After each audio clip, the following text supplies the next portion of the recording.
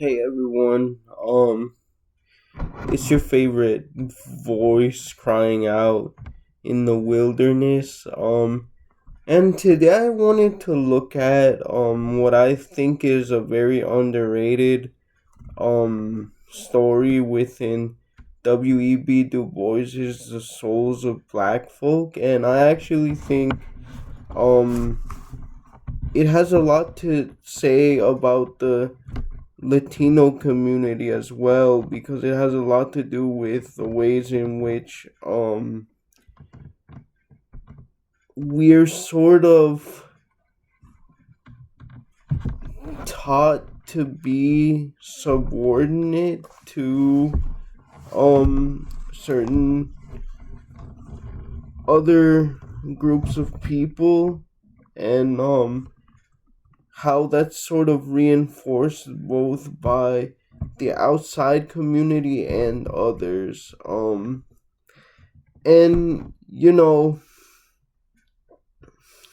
I think it's important that a message like it reach wider people. I tried looking up if anyone had did an interpretation and analysis of it, and there's just one little 5-minute clip basically giving a summary of the story, and but that's it. um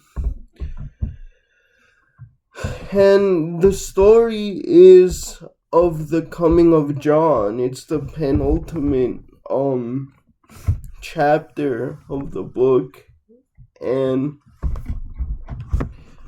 basically it's a story about two Johns. One John uh named John Jones is a black man, and the other John, although they don't tell you his last name, is a white man, and they both live in a rural town in Georgia that's, majority black. And white John is, of course,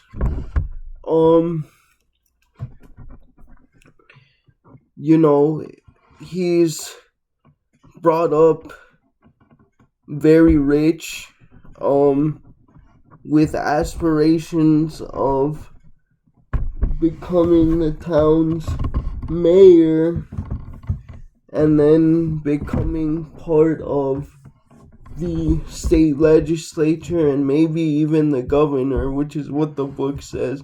And Black John is born poor to working class parents.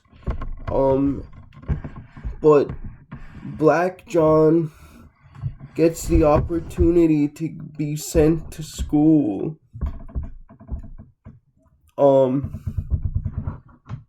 And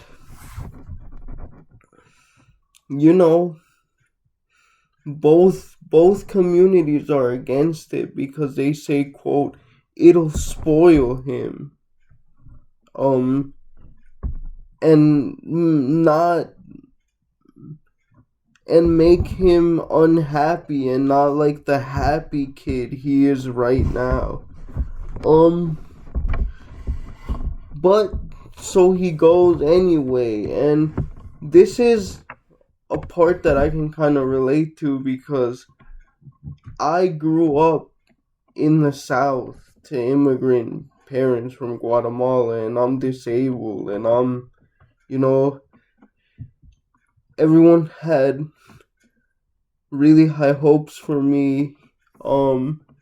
But this Black John goes to this school out in the city, away from his small town, and frankly, he doesn't take his education seriously.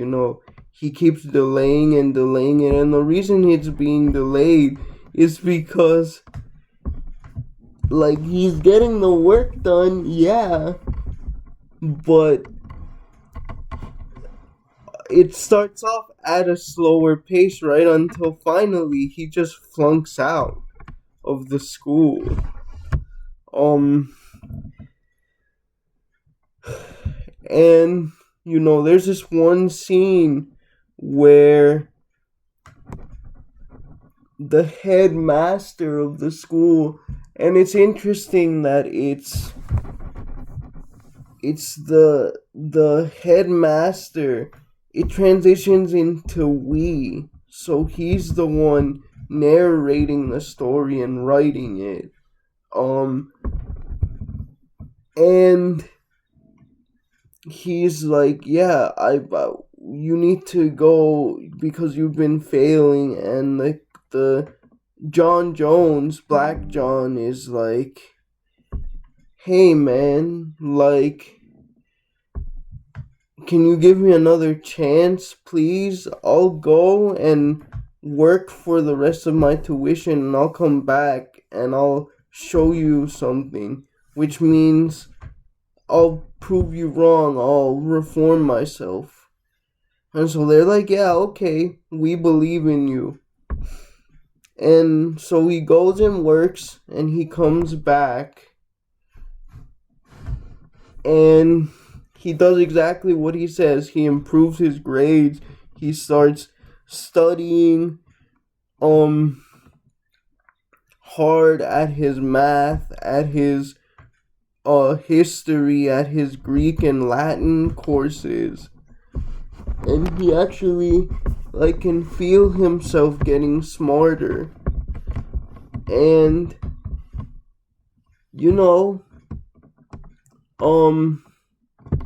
by the time he graduates what is essentially high school, he realizes that a lot of the things that as a kid he didn't really notice, the racism, the slights for his being a person of color, they start to bug him a lot. He doesn't like riding the separate train cars. He just is mad that people treat him the way they do because of the color of his skin. And he's like, man, I don't want to go back to my old town and have to experience all of that again. And so the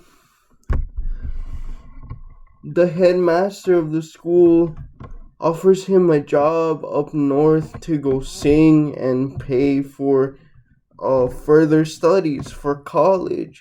And he does. And so he goes to New York, and towards the end of his stay there, he's he is on a train trying to go back to his hometown, and he meets again White John. And now White John, they had played together as kids. They were playmates, but all of a sudden here,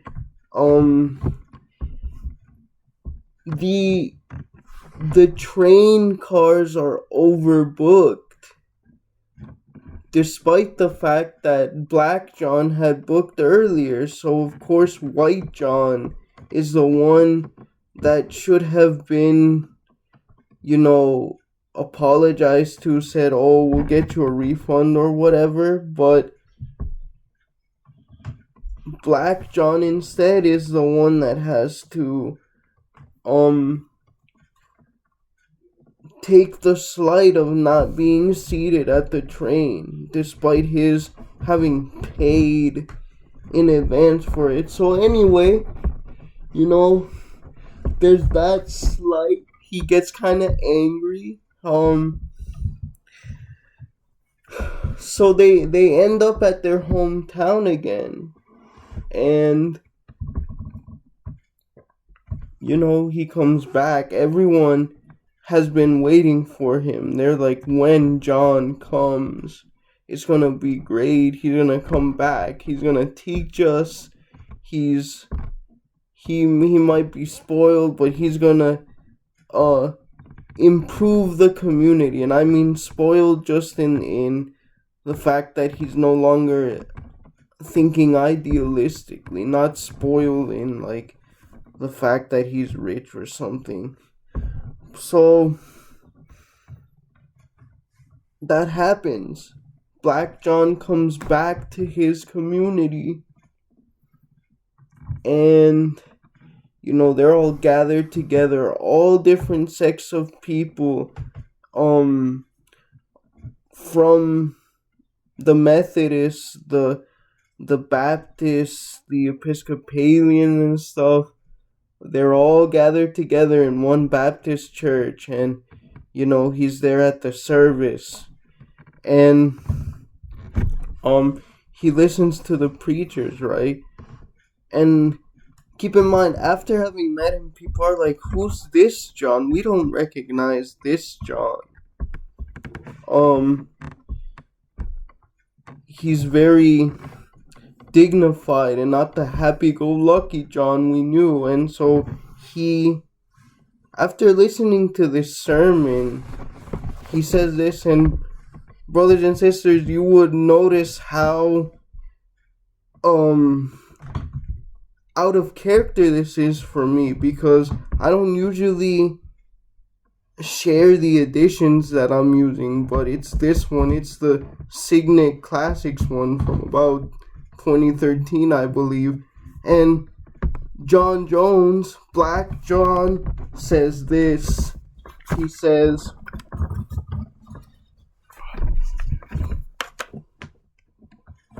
now this is after he's talked about, building the schools, educating black people. He says, finally, he urged unity and deprecated especially religious and denominational bickering. Today, he said with a smile, the world cares little whether a man be Baptist or Methodist, or indeed a churchman at all, so long as he is good and true.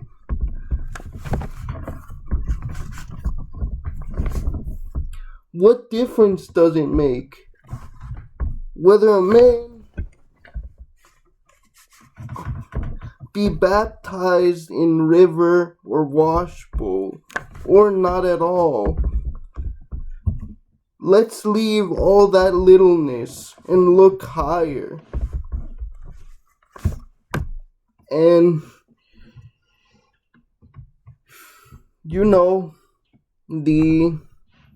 the response of the community is to basically Bible thump him. An older man comes and basically just continues on with the same old preaching and just the same old orthodoxy that you would hear from old heads primarily. And then there's his reunion, or I should say later reunion that night with his sister, where she confronts him about his change in attitude, and he's like, brother, and her name is Jeannie. Jeannie says to John, brother, is it normal for people to be unhappy when they go off and they learn new things and they learn about the world? And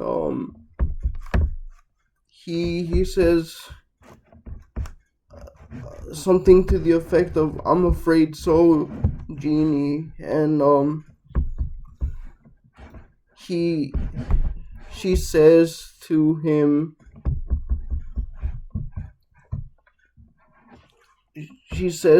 and this is even hard for, but she's like, "I wish I was unhappy too, John, and I think I am a little." Of course, what she was trying to say is not that she wanted to be unhappy, but rather that she wanted to be more educated, to know more, to be like her brother. But of course, once the veil is lifted, there's no going back. And so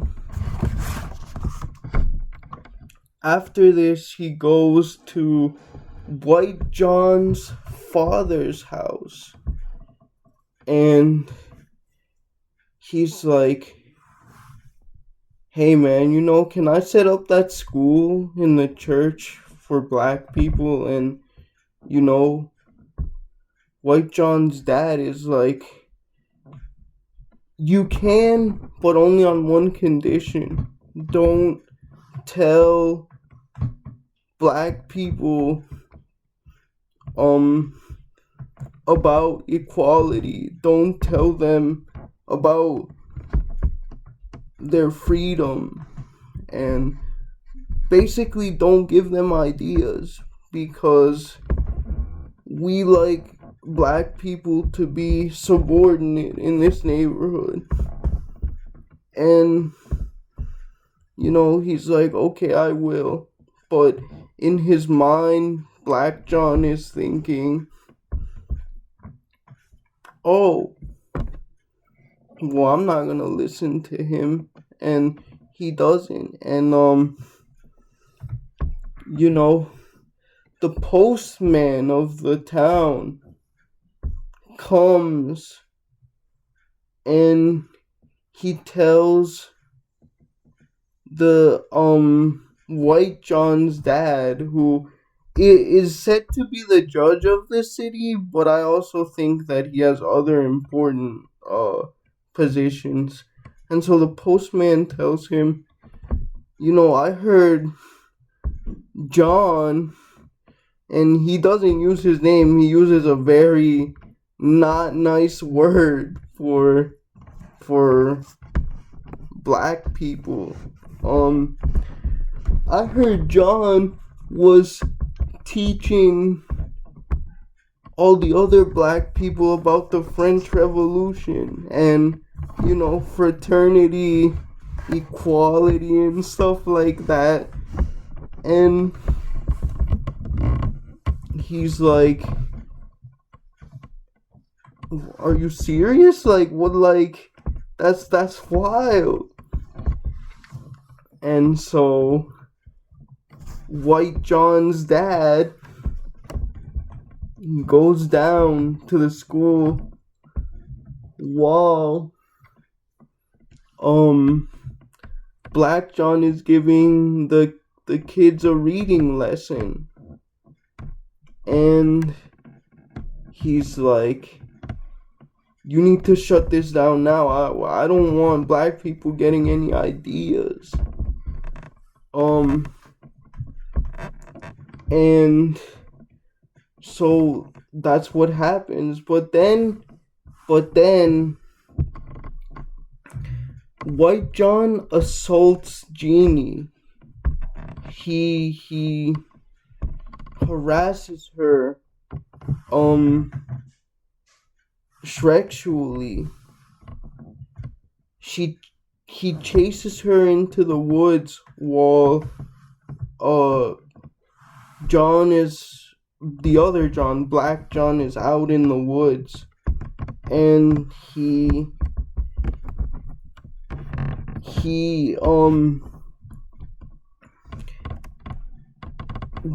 he grabs a stick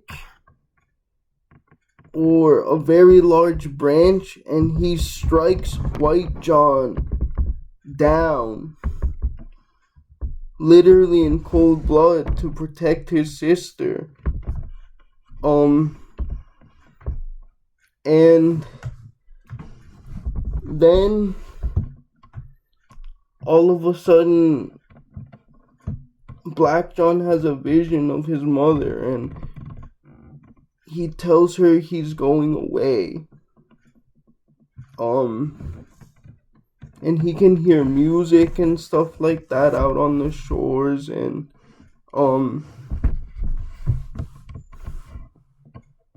but he can also hear footsteps, brothers and sisters, and it's the white residents of the town coming to get him. And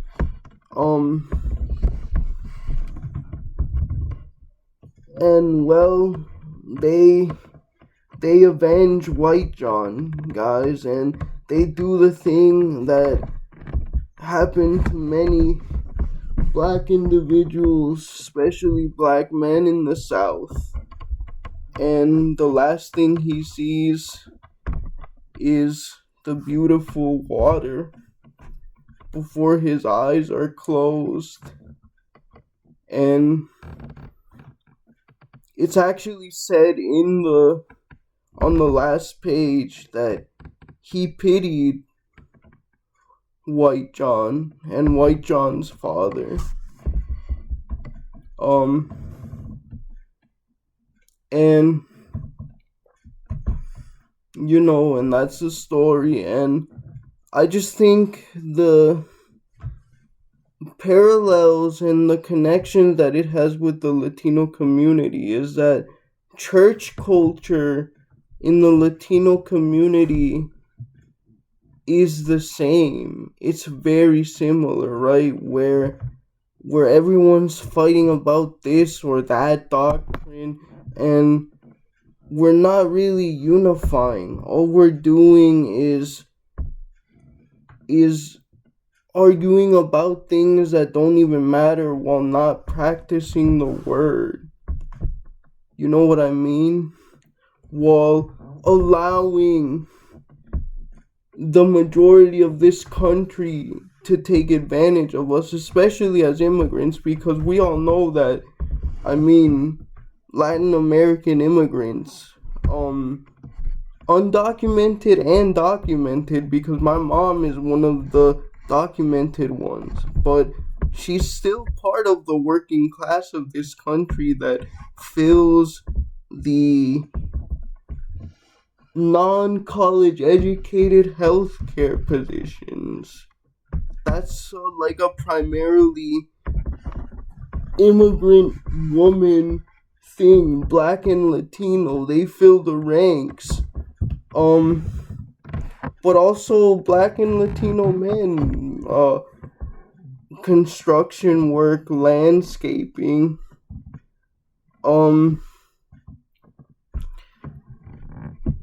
and so we as young people, hopefully with dreams and an education, have to fight not only the majority in this country and what they want for us and the subordination that they want to subject us to, but also, even though it's not their fault, of course, because the fanatical church culture of the black and Latino communities is rooted directly in the erasure of and forced acculturation of, at least for the Latino community, one half of us, our indigenous side. And so it's understandable, but still, we also have to fight that. We have to look beyond the church and into the future. And I don't know, W.E.B.DuBois was just on a whole nother level when he wrote Of the Coming of John. And of course, there are the biblical references, right? It's not a mistake that he was called John, because John was the forerunner of Christ, of course. And, what happened with John? He was unalive, bro. He was unalive by the Pharisees and the Sadducees, the authorities. And what did Christ say about him? He came and you knew him not. And that's a lesson that we, as blacks and Latinos, need to really get into our heads more than anything. Because it'll save us. It'll be our salvation, ladies and gentlemen. And so, yeah, I guess all I can say is please don't give up, and please read The Souls of Black Folk, because there's a lot of wisdom for both of our communities in that book. Alright, see you.